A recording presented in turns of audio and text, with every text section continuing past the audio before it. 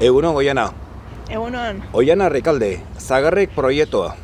Hemen joa lehendabiziko galdera. Zer da Zagarrek proiektua? Zagarrek, zagardotarako zagarra, ekologikoan, ekoizteko proiektu bat da, baina DO-aren barruan, Euskal Herriko denominazioaren barruan. Bakarri ditugulako Euskal Herriko barietateko zagarrondoak.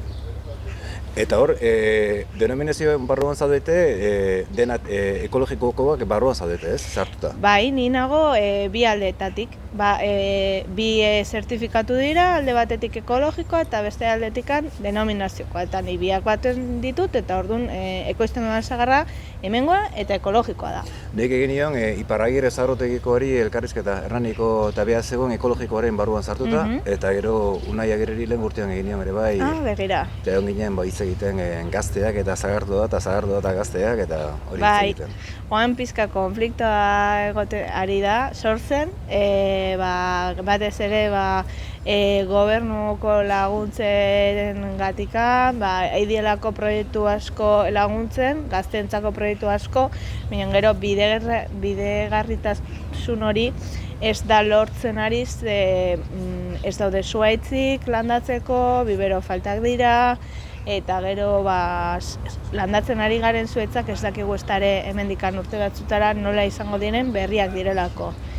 Sortu dituztelako patroi berriekin, eta orduan ez dakigu produzioa egongo den edo ez, aulak izango diren edo ez, onda datatuko diren lurrera edo ez, eta orduan oan konflikto hori sortzen nahi da, baserritarrak abisua ematen nahi gelako gobernu edo diputaziora, eta,